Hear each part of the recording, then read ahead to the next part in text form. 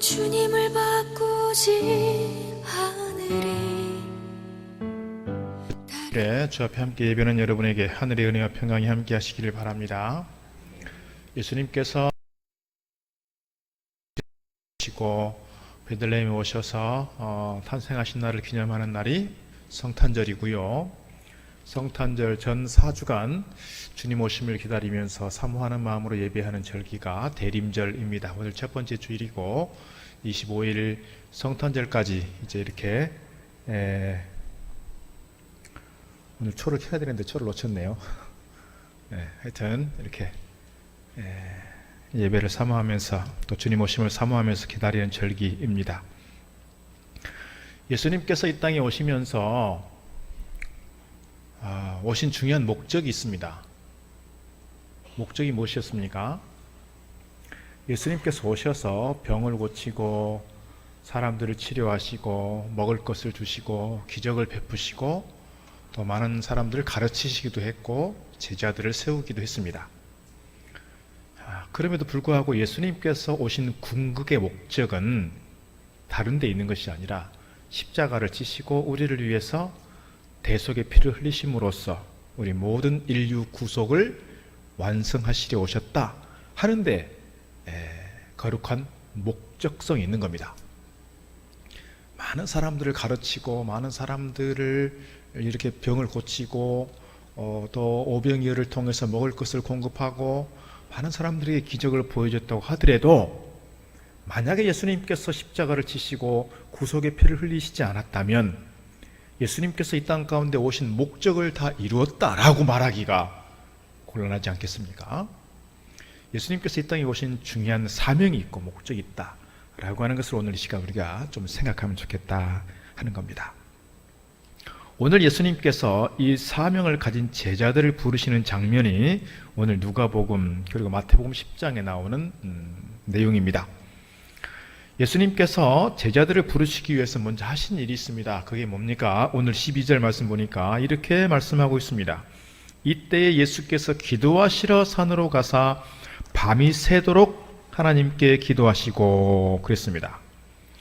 예수님께서 12 제자, 어떻게 보면 예수님의 사역을 이어가고 예수님의 뒤를 따라서 복음을 선포하고 예수님의 거룩한 일들을 이어갈 수 있는 제자들을 세우는 데 있어서 이 중요한 일을 예수님께서 기억하시고 먼저 하신 일이 있다. 그게 뭐냐? 기도하는 일이었습니다. 예수님께서 십자가를 앞두시고 제자들과 함께 마지막 만찬을 하시고 세족식을 하시고 그리고 겟세마네 가셔서 기도하십니다. 땀방울이 핏방울이 되도록 그렇게 간절하게 기도합니다.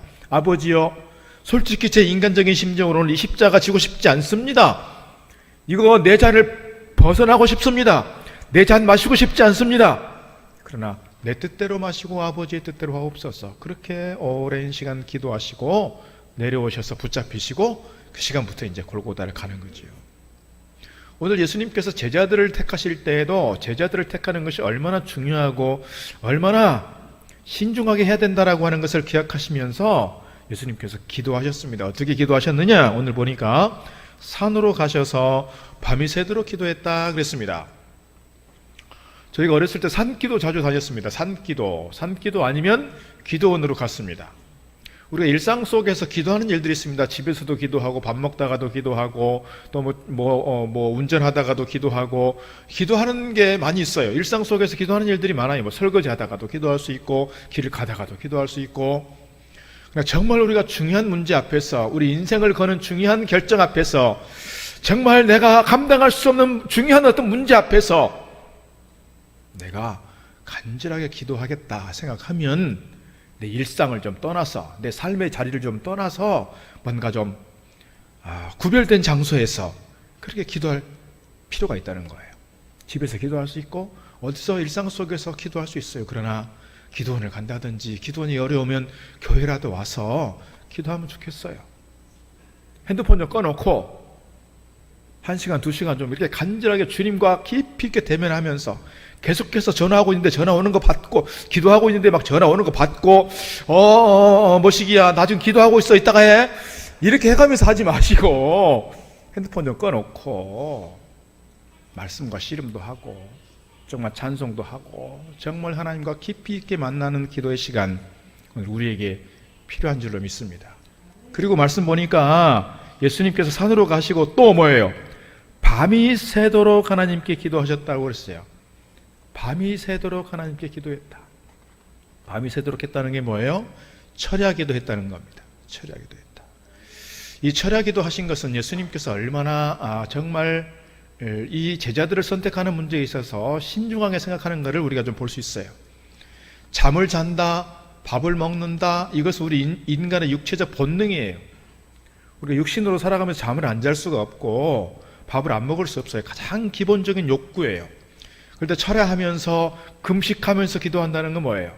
내 인간의 육체적 본능을 거스리면서 이것을 내가 어떻게 보면 끊어가면서 그렇게 내가 기도에 집중하겠다. 그래서 철야하는 거예요. 금식하는 거예요. 주님께서 그렇게 기도하셨습니다. 오늘 우리가 정말 중요한 문제 앞에서 정말 우리가 갈급한 마음이 있다면 이렇게 구별된 장소에서 구별된 시간에 정말 우리 인간의 본능적인 욕구들을 좀 제어해 가면서 우리가 간절함으로 주님을 찾을 때 주님께서 우리에게 더 크게 응답하시고 은혜 베풀어 주시는 줄로 믿습니다. 목사님, 너무나 고민이 되어서 걱정이 되어서 밤에 잠을 한숨도 못 잤어요. 그렇게 잠이 안 올 때는 억지로 자려고 하지 말고 기도하시면 좋겠어요. 저도 이렇게 누우면 잡니다. 이렇게 베개에 머리 대면 그냥 잠을 자는데 간혹 잠이 안 올 때가 있어요.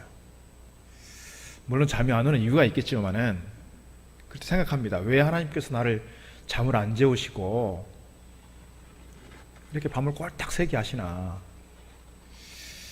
그럴 때 계속 그렇게 잠자야지 하다 보면 시간이 그냥 갑니다. 억지로 자려고 하지 말고 하나님께서 나를 잠을 안 재우시는 이유가 있구나, 기도하라는구나, 기도하시면 좋겠어요. 요즘에 잘 안 합니다만은 저도 가끔씩 잠이 안 올 때 제가 좀 의도적으로 하는 일이 있었어요. 뭐냐면 우리 일동 동네에 이렇게 우리 교인들 가게들이 많잖아요. 이렇게. 그러니까 잠이 안 오고 막 그러면 1시, 2시에 막 나가서 우리 교인들 가게 문고리 잡고 이렇게 막 기도했던 적이 있어요. 하나님, 이 가정에 복 주시고 이 기업이 잘 되게 해주시고 이 가정이 더욱더 믿음 가운데 경목에 서 주시고 이 가정을 큰 복 주셔서 정말 믿음의 기업이 이렇게 복 받는구나, 그렇게 인정받는 기업 되게 하옵소서, 그렇게 막 기도했습니다. 그리고 돌아오면 또 잠을 자고, 그러다가 뭐 새벽에도 못 나갈 때도 가끔씩 있었지만 잠이 안 올 때 억지로 잠자려고 하지 마시고 기도하시면 좋겠어요. 하나님께서 날 들어 기도를 시키는구나. 오늘 주님께서 그런 마음으로 기도하시지 않았을까 싶습니다. 그렇게 간절히 기도하시고 13절 보니까 이렇게 말합니다. 밝음에 밤새도록 기도하시고 날이 밝아지니까 제자들을 부르셔서 그 중에서 12를 택하여 사도라 칭하셨으니 그랬습니다. 12를 택하여서 뭐 했다고요? 사도라고 칭하였다 그랬습니다. 오늘 본문에 보면 무리가 나오고요, 제자가 나오고요, 사도가 나옵니다. 제자란 무엇입니까, 여러분? 제자는 스승의 뒤를 따라가는 사람입니다. 스승의 가르침을 잘 받고 그 사상과 그 전통과 삶을 따라가는 것입니다. 이게 제자예요. 그런데 오늘 말씀 보니까 그 12명을 따로 세우셔서 12명을 제자라 부르실 뿐만 아니라 그들을 사도로 세웠다 그랬습니다. 사도는 뭐예요? 보냄받은 자예요. 보냄받은 자, 쉽게 우리말로 말하면 대사예요. 대사. 우리나라에도 여러 나라에서 대사들이 와 있습니다. 미국 대사 와 있고요, 중국 대사 와 있고요, 일본 대사 와 있고요, 세계 약 200여 국가의 대사들이 우리나라에 와 있습니다. 우리나라도 각국의 대사를 보냅니다. 우리나라에 와 있는 대사들에 대해서 이 사람들은 치외 법권입니다. 우리나라 경찰도 함부로 할 수 없습니다. 이 사람들은 그 나라를 대신해서 왔기 때문에 그 대사관 안은 우리나라 땅이 아니에요. 그 나라 땅이에요. 밤들어 들어갈 수가 없어요. 마찬가지로 외국에 나가 있는 우리나라 대사관도 그 대사관 안에는 대한민국 영토처럼 그렇게 관리가 되는 겁니다. 그래서 그 나라에서 함부로 할 수 없는 거예요. 여기서 보냄받은 자, 대사가 되었다는 것은 뭐냐면 그만큼 특권을 가지고 있다는 거예요. 예수님께서 제자들을 부르셔서 파송하면서 사도라고 부르시는 것은 뭐예요? 사도로서의 권위, 사도로서의 영적 권위, 사도로서의 특권을 가지고 세상 사람들에게 주님을 대신해서 복음을 전하고 주님을 대신해서 사역을 하도록 주님께서 세우셨다는 거예요. 오늘 우리를 하나님께서 뭘로 세우셨느냐? 제자로 세우신 줄 믿습니다. 더 나아가서 특별히 우리에게 소명이 있다면 주님께서 오늘 우리를 사도로 세우신 줄 믿습니다. 사도로 세웠다니까 뭐 목사가 돼야 되고 뭐 선교사가 돼야 되고 이것만이 아니라 우리의 삶의 자리에서 내가 어떤 직업을 가지고 있건 무엇을 하든 그것이 하나님께 영광이 되는 일이라면 이 일을 통해서, 이 직업을 통해서, 이 사역을 통해서 하나님의 뜻을 이루어가고 복음을 선포하고 하나님 나라가 확장되어 간다면 그곳이 바로 보냄받은 현지요, 선교지요, 우리가 사명자다 이렇게 말씀드릴 수가 있다는 것입니다. 그래서 오늘 우리는 누구나 하나님께서 우리를 부르실 때 제자로 부르셨고 사도로 부르셨구나 하는 그런 소명의식이 우리 가운데 있기를 주 이름으로 축복합니다. 12명 이름을 이렇게 기록하고 있습니다. 14절 곧 베드로라고도 이름을 주신 시몬과 그의 동생 안드레와 야고보와 요한과 빌립과 바돌로메와 마테와 도마와 알페오의 아들 야고보와 셀롯이라는 시몬과 야고보의 아들 유다와 예수를 파는 자 될 가룟 유다라 그랬습니다. 우리가 예전에 어린 아이들 이렇게 가르칠 때 12제자 이름을 가지고 불렀어요. 시몬 베드로와 안드레 야고보 요한 빌립 도마 다데오 시몬 막 이렇게 가면서 12명의 이름을 기억했던 적이 있습니다. 12명의 이름은 오늘 누가복음에 나오는 이름하고 마태복음 10장에 나오는 이름하고는 조금 다르지만 하여튼 중요한 것은 주님께서 12명의 제자를 세우셨고 이들을 통해서 사도로 부르셨고 이들을 통해서 주님의 일들을 이어가도록 하셨다라고 하는 것입니다. 그리고 17절에 보면은 그들이 주로 무엇을 했는지를 설명합니다. 17절 이하에 보게 되면 주로 세 가지 정도 일이 있습니다. 예수께서 그들과 함께 내려오사 평지에 서시니 산에서 내려오신 겁니다. 평지에서 제자의 많은 무리와 그랬어요. 그러니까 이 제자하면 12제자만이 아니라 예수님을 따랐던 많은 사람들 다 제자라고 부르는 거예요. 제자의 많은 무리와 예수의 말씀도 듣고 병고침을 받으려고 유다 사방과 예루살렘과 두로와 시돈의 해안으로부터 온 많은 백성도 있더라. 더러운 귀신에게 고난받는 자들도 고침을 받은지라 온 무리가 예수를 만지려고 힘쓰니 이는 능력이 예수께로부터 나와서 모든 사람을 낫게 함이라라. 19절 첫 번째 온 무리가 그랬어요. 무리, 제자, 사도 우리가 좀 기억하면 좋겠습니다. 예수님께서 제자들을 부르실 때 제자들을 왜 불렀는가? 앞서 말씀드린 것처럼 제자는 스승의 뒤를 따르고 스승의 삶을 따라가고 스승의 가르침을 따라가는 사람들이라 그랬는데 예수님께서 많은 제자들 중에 12제자를 세우셨다 이거고요. 많은 무리들 중에 제자를 세우셨다 이렇게 볼 수가 있습니다. 예수님께서 제자들을 세우신 중요한 이유는 제자들을 통해서 주님의 사역을 이어가도록 하신 거예요. 복음을 선포하고 하나님 나라를 확장시켜가는 거룩한 일입니다. 그래서 주님께서 많은 일들을 가르치시고 임상도 하셨습니다. 그런데 오늘 예수님께서 하신 일, 또 예수님께서 제자들을 통해서 하신 일이 주로 뭐냐면 병 고치는 일이고 귀신 쫓아내는 일이고 이런 거였어요. 이것을 주님께서 하셨습니다. 그런데 가만히 생각을 해보면 주님께서 지금 당장 필요하니까 눈앞에 필요한 게 보였어요. 그래서 병 고치는 일을 했어요. 기적을 행하셨어요. 또 많은 사람들이 굶고 있으니까 굶는 것을 참아 못 보신 주님께서 오병이의 기적 같은 걸 행하셔서 그들에게 먹이셨어요. 또 심지어는 죽은 자들을 살리시기도 했어요. 믿음을 보고. 그런데 가만 보면 이것을 위해서 주님께서 궁극적으로 오신 거냐? 그거는 아니라는 거예요. 아니라는 거예요. 그럼 뭐예요? 제자들을 통해서 또는 주님께서 직접 병을 고치고 사람들을 돌보고 먹을 것을 공급하고 한 것은 결국은 뭐예요? 지금 당장 눈앞에 필요한 일이었지만 이것이 궁극의 목적이 아니라 궁극의 목적을 위해서 하나의 징검다리, 하나의 도구, 하나의 수단처럼 쓰였다는 거예요. 교회도 마찬가지입니다. 교회가 지역을 위해서, 교회가 이웃을 위해서 정말 섬겨야 될 일들이 많아요. 행복배달부도 해야 되고, 집수리 봉사도 해야 되고, 또 구제도 해야 되고, 또 뭐 가르치기도 해야 되고, 노인학교도 하고, 뭐 공방을해서 아이들도 데려다 키우기도 하고, 또 이렇게 어려운 사람들 있으면 또 이렇게 장학금을 주기도 하고, 많은 일들을 하는 거예요. 돌보는 거예요. 섬기는 거예요. 이게 정말 중요한 사역이고 필요한 사역이에요. 거듭 말씀을 드리지만 이것이 교회의 궁극적 목적은 아니라는 거예요. 교회가 이것을 위해서 세워진 게 아니에요. 이것은 뭐예요? 복지적 차원에서 하는 거예요. 이것은 이웃을 돕고 섬기는 일에 필요한 일이에요. 이웃을 사랑하는 일이에요. 그러나 본질적으로 가장 궁극적이고 필요한 일은 뭐냐? 복음을 전하는 일이에요. 그 영혼을 구원하는 일이에요. 그래서 복지적 사역을 감당하는 것은 이것을 통해서 복음으로, 이것을 통해서 주님 나라로, 이것을 통해서 천국으로 가는 징검다리요, 이것이 사다리가 되어야 되는 것이고, 이것이 도구가 되어야 한다는 거예요. 이것만 행한다, 이거는 교회의 본질을 잃어버린 거예요. 교회의 본질적 사명을 잃어버린 거예요. 교회의 궁극적 목적을 잃어버린 거예요. 우리 교회가 가져야 될 중요한 사명, 우리가 주님의 제자로서, 우리가 주님을 믿는 주님의 거룩한 사도로서 우리가 가지고 있는 가장 중요한 본질적 사명이 있다.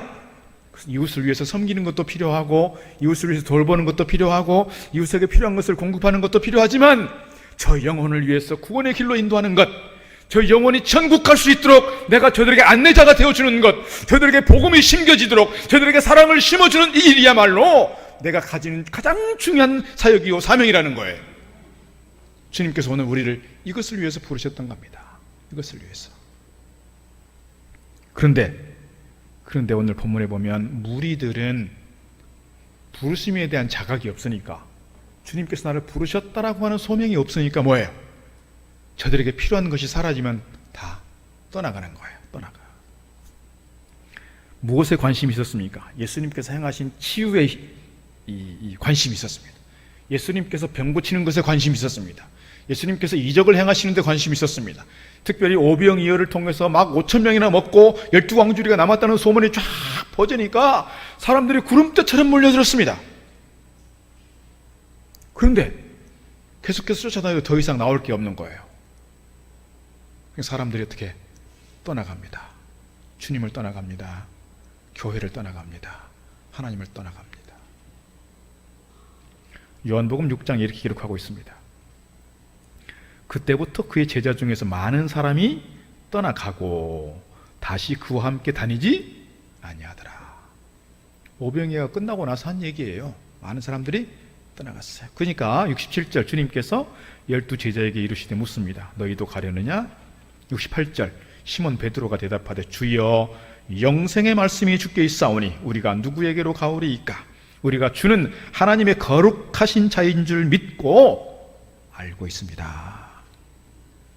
12 제자로 택한 사람들만큼은 주님을 떠나지 않고 주님과 함께, 주님께로부터 오는 영생의 말씀, 주님께서는 하늘로부터 온 자라는 사실을 알고 믿고 따르는 거예요.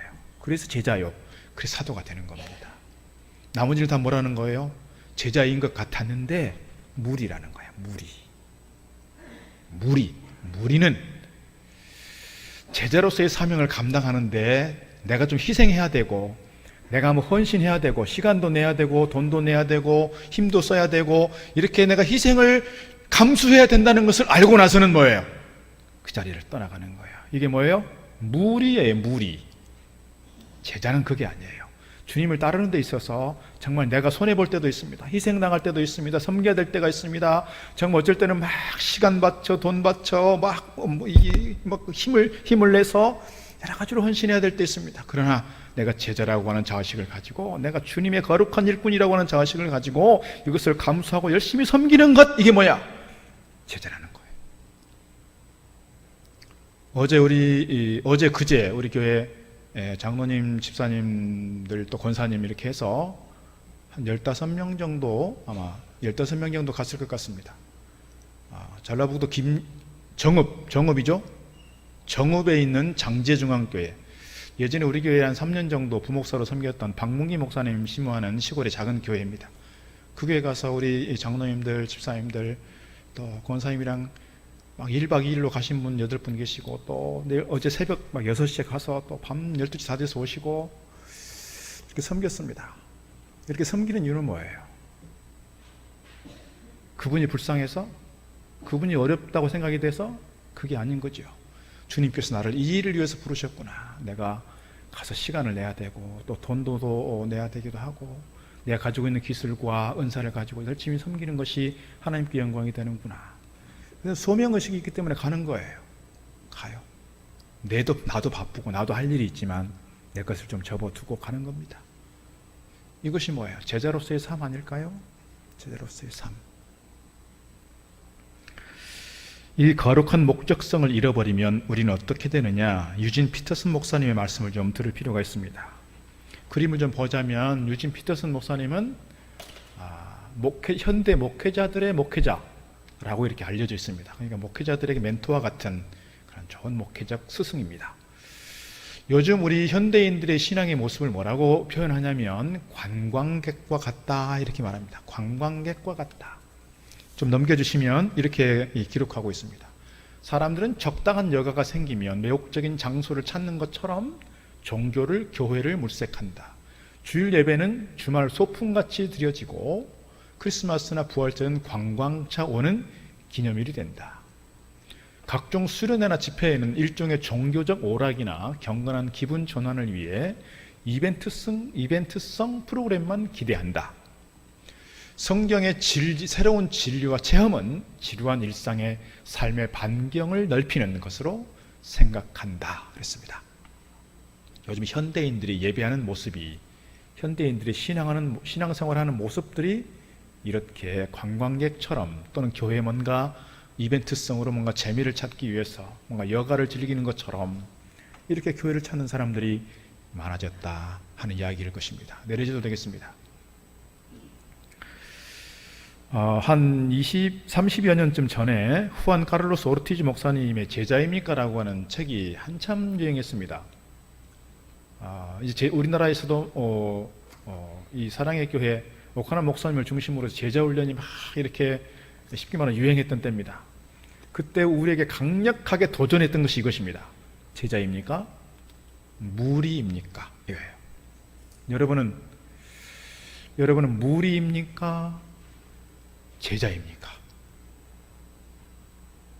여러분은 누구십니까? 제자로서의 소명을 가지고 내가 주님의 삶을 닮아가고 주님께서 가신 그 십자가의 길을 따라가고 주님의 가르침을 절대적으로 순종하며 가르침을 따라 쫓아가겠습니다 라고 다짐하고 결단하고 가는 제자입니까? 아니면 교회 나와서 뭔가를 무리들처럼 관광객처럼 나의 필요를 채워가고 내 부족한 마음을 채워가고 허전한 마음을 채워가고 나에게 뭔가 재미가 있고 나에게 뭔가 욕구 충족이 되면 교회를 가고 그렇지 않으면 교회를 떠나가고 있는 무리들이십니까? 저는 우리 일동 동북교회에 속한 모든 성도들, 특별히 이렇게 현장에 나와서 예배하고 또 온라인으로 지극정성의 마음으로 예배하는 우리 모두는 주님께로부터 부름받은 제자의 모습인 줄로 믿습니다. 제자로서의 자의식과 정체성과 소속감을 가지고 주님을 위해 힘써 섬기는 제자들인 줄 믿습니다. 제자로서 힘써 주님 앞에 서가는 저와 여러분 되기를 주의 이름으로 축복합니다. 영국의 역사 철학자 아놀드 토인비가 있습니다. 아주 중요한 역사의 연구라고 하는 책이 1권부터 4권까지 아마 제가 있는 걸로 알고 있습니다. 이분이 26개의 역사 중에서 문명이 일어났던, 예를 들어서 황하 문명 또는 이집트 문명 또는 로마 시대에 또는 고대 근동의 바벨로니아라든지 이렇게 중요한 인류 문명의 26개를 연구한 분입니다. 이분이 결론을 이렇게 내렸습니다.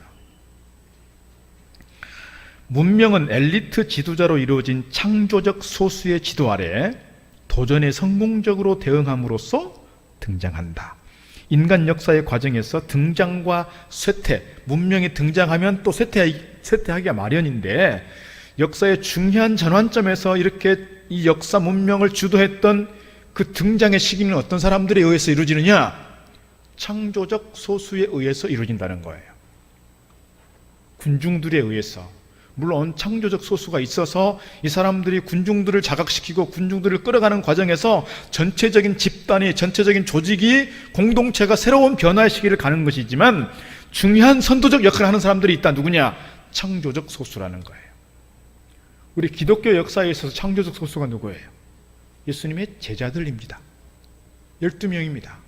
물론 가룟 유다는 좀 이렇게 쉽게 말하면 낙오를 했지만 12명의 제자들이 결국은 예수님의 뒤를 이어서 창조적 소수로서 기독교 역사를 출발했습니다. 사도 바울을 비롯해서 많은 이 사도들이, 많은 제자들이 그러면서 기독교 역사를 출발하게 되었고, 오늘 우리가 이렇게 수십억의 사람들이 예수 믿게 되었고, 이렇게 구원받은 하나님의 거룩한 백성으로 이 자리에 서게 된 줄로 믿습니다. 오늘 우리가 마지못해 따라가는 소극적인 존재들이 아니라, 소극적인 무리들이 아니라 정말 앞서서 뭔가 시대를 선도해가는 그런 좋은 지도자의 모습으로, 또는 좋은 창조적 소수로서의 제자의 모습으로 서갈 수 있기를 주의 이름으로 축복합니다. 오늘 우리가 코로나의 어려운 시기를 지나고 있습니다. 코로나가 끝나고 나면, 코로나 시대가 지나고 나면 교회가 어떻게 달라질 것인지, 우리 사회가, 우리 일상이 어떻게 달라질 것인지에 대한 궁금증들을 많이 가지고 있습니다. 긍정적으로 기대하는 사람들 많지 않습니다. 교회도 절반 정도는 줄 것이다 하는 분들이 많고, 3분의 2 정도면 잘 나오는 거다. 뿐만 아니라 재정적으로도 어려워지고 다 어려워질 것이라고 예측합니다. 그러나 그 상황들만 보는 것이 아니라, 그럼에도 불구하고 주님께서 우리 교회를 향한, 우리 한국 교회를 향한 하나님의 거룩한 목적과 비전을 보면서 뭔가 새로운 내일을 꿈꾸고 희망을 가지고 달려가는 그 어떤 창조적 소수로서의 비전, 이것이 오늘 우리에게 필요한 게 아닌가 싶습니다. 특별히 지도자들일수록 그런 마음이 필요할 것입니다. 오늘 우리 가정 안에서, 또는 어떤 회사를 운영해 갈 때, 어떤 사회적 공동체 안에 있을 때 우리가 소수적인, 우리가 소극적인 어떤 무리처럼 따라가는 것이 아니라, 이 어떤 그룹을, 이 어떤 공동체를 새로운 미래를 향해서 힘있게 끌고 갈 수 있는 그런 창조적 소수, 오늘 우리 시대에 필요한 그런 제자의 모습이 아닌가 싶습니다. 예수님께서 12사람을 제자로 택하신 목적을 마가복음 3장 14절에서 이렇게 기록하고 있습니다. 이에 12를 세우셨으니 이는 자기와 함께 있게 하시고 또 보내사 전도도 하며, 15절, 귀신을 내쫓는 권능도 가지게 하려 하심이라. 예수님께서 12를 세우신 이유는 첫 번째 뭐예요?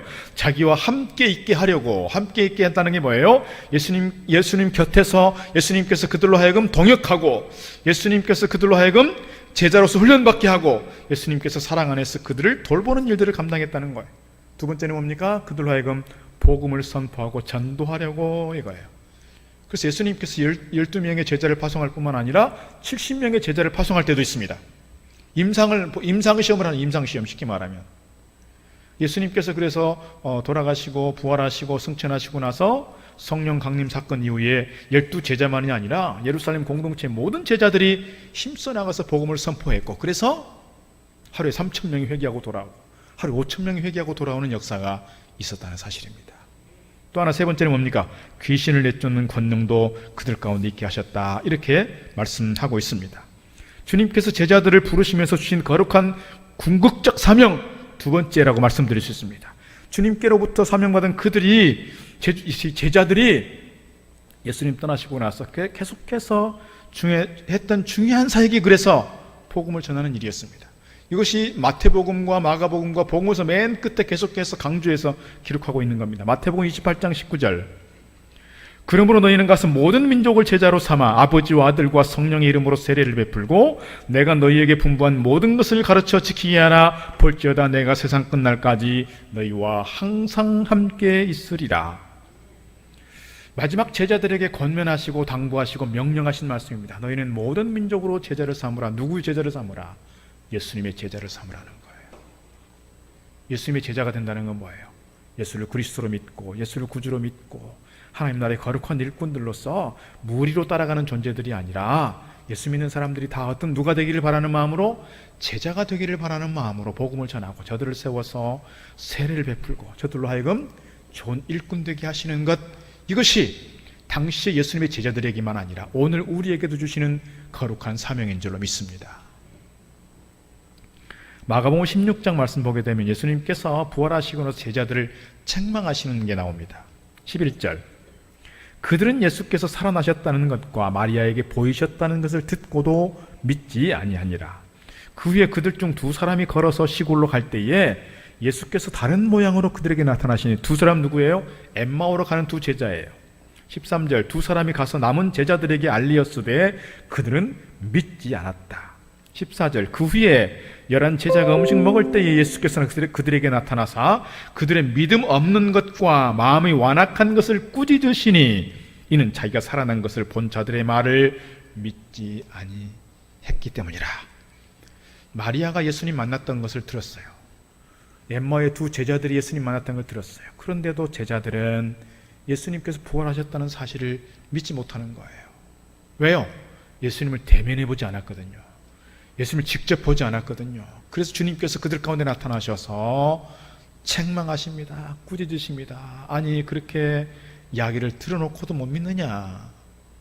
그러면서 주님께서 또 그들에게 주시는 사명이 있어요. 16장 15절 또 이르시되 너희는 온 천하에 다니며 만민에게 복음을 전파하라. 주님께서 제자들에게 나타나셔서 그들의 믿음 없음을 보시면서 안타까워하시고 그들에게 또 사명을 주십니다. 온 천하에 다니며 복음을 전하라.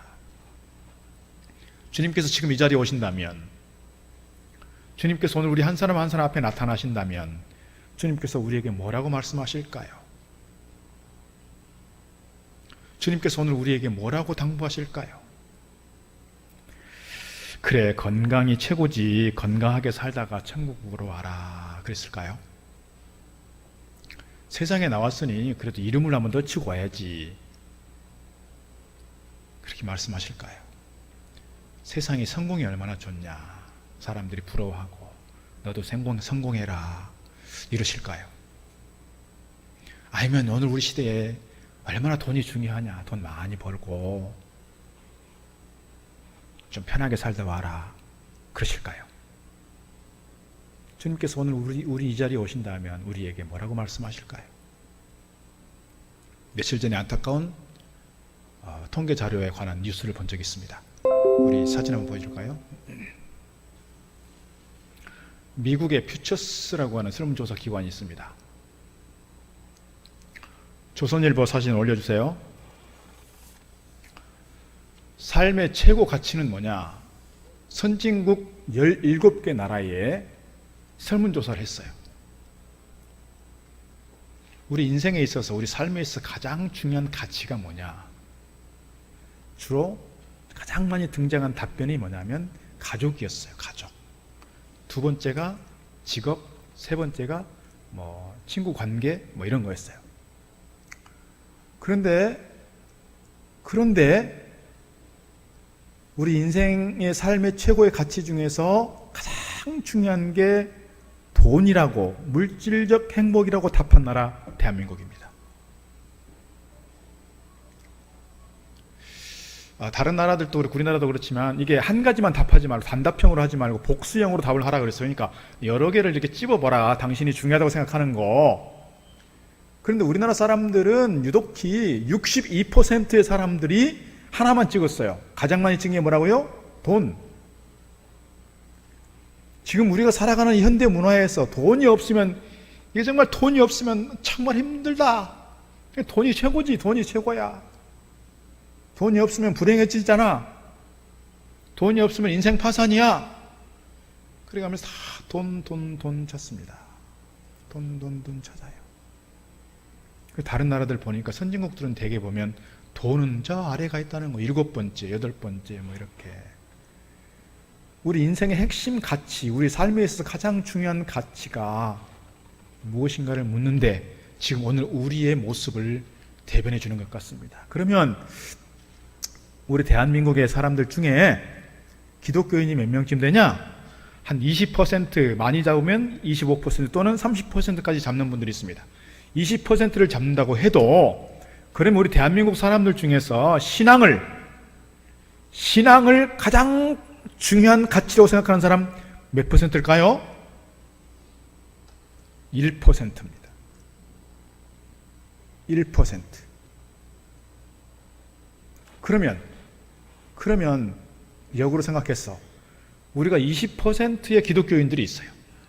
20%의 기독교인들 중에서 1%는 신앙적 가치를 1번으로 세웠다면 나머지 19%의 사람들은 뭐라는 거예요?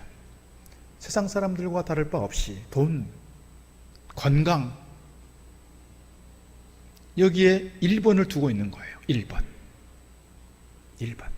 앞서 말씀드린 것처럼 복수형으로 답을 할 수 있는데 62%는 하나만 답을 했다니까요. 다른 건 필요 없어. 돈이면 되지. 이게 지금 우리 대한민국의 현실입니다. 지금 우리의 현실입니다. 제가 목회자로서 너무 큰 책임감을 느끼는 거예요. 너무 큰 책임감을. 우리가 신앙을 가지고 있다고 해도 하나님을 믿고 주님을 섬긴다고 하지만 과연 우리 안에 이런 통계를 가지고 있는 상황 속에서 제가 사명을 자꾸 얘기한다는 것이 참 우리 교인들한테 부담을 주는 것일 수 있겠다. 막 그런 자괴감 섞이는 것까지 포함해서 오늘 설교에서 사실 제가 힘들게 하고 있는 거예요. 힘들게. 우리 1년 주제가 회복이었습니다. 회복이었는데 지난주에는 제가 예배 회복에 대해서 말씀을 다시 드렸고 오늘은 사명 회복에 대해서 말씀을 드리는 겁니다. 다음 주에는 제가 공동체 회복에 대해서 말씀 더 드리려고 합니다. 오늘 우리가 과연 세상의 사람들처럼 똑같이 그렇게 가치 기준을 가지고 우리 인생의 핵심 가치가 돈입니다. 건강입니다. 이렇게 살아가고 있는 무리들의 모습은 아닌지, 그럼에도 불구하고 내가 주님의 제자로서, 내가 하나님의 거룩한 백성으로서의 자의식을 가지고 신앙을 지키는 것, 올바른 신앙을 가지고 주님을 섬기는 것, 이것을 내 핵심 첫 번째 가치를 두고 살아가고 있는지를 돌아보면 좋겠다 하는 겁니다. 주님께서 오늘 우리를 부르셨을 때 주님의 거룩한 제자로 부르신 줄 믿습니다. 주님께 사도로 부르셔서 우리 삶의 현장으로 파송하신 줄 믿습니다. 우리가 일동 동북교에 속해 있다는 것은, 우리가 일동 지역에 있다는 것은, 우리가 이 가정 안에 있다는 것은, 이 공동체에 있다는 것은 하나님께서 나를 부르셔서 이곳으로 보내셨다라고 하는 그러한 사명의식을 가지면 좋겠습니다. 주님의 거룩한 제자로서의 모습을 가지고 무리의 모습, 군중의 모습, 관광객의 모습이 아니라 정말 제자로서의 자의식을 가지고 힘써 주님을 섬기고 주님 맡긴 사명 감당하는 가운데 주님 앞에 섰을 때에, 주님 만나게 되었을 때 고개를 들지 못하는 부끄러운 모습이 아니라 당당하게 주님께로부터 칭찬 들을 만한 저와 여러분 되기를 주의 이름으로 축복합니다. 기도하겠습니다. 하나님 아버지 감사합니다. 주님 오심을 기다리는 이 대림절기에 저희들 주님께서 이 땅에 오셔서 십자가를 지시고 주님의 오신 목적, 사명을 잘 감당하시고 가신 모습들을 저희가 다시금 돌아봅니다. 주님께서 재림하실 터인데 재림하신 주님 만났을 때의 저희들 주님의 부끄러운 모습이 아니라 주님께서도 저희들을 제자로 부르셨고 사도로 부르셨다는 사실을 기억하며 정말 제자로서의 제자다움과 사도로서의 사도다움을 가지고 힘써 사명 감당하는 저희들 되도록 인도하여 주옵소서. 그래서 주님 앞에 섰을 때 잘하였구나 칭찬 드릴 만한 주의 일꾼들 되게 하시고 오늘도 우리 삶의 현장 가운데서 힘써 복음을 전하며 사랑을 전하며 정말 한 영혼을 구원하는 데 있어서 아름다운 도구로 쓰임 받도록 축복하여 주옵소서. 예수님 이름으로 기도드리옵나이다. 아멘. 주님을 바꾸지 않으리. 다른 어떤 은혜 구하지 않으리. 오직 주님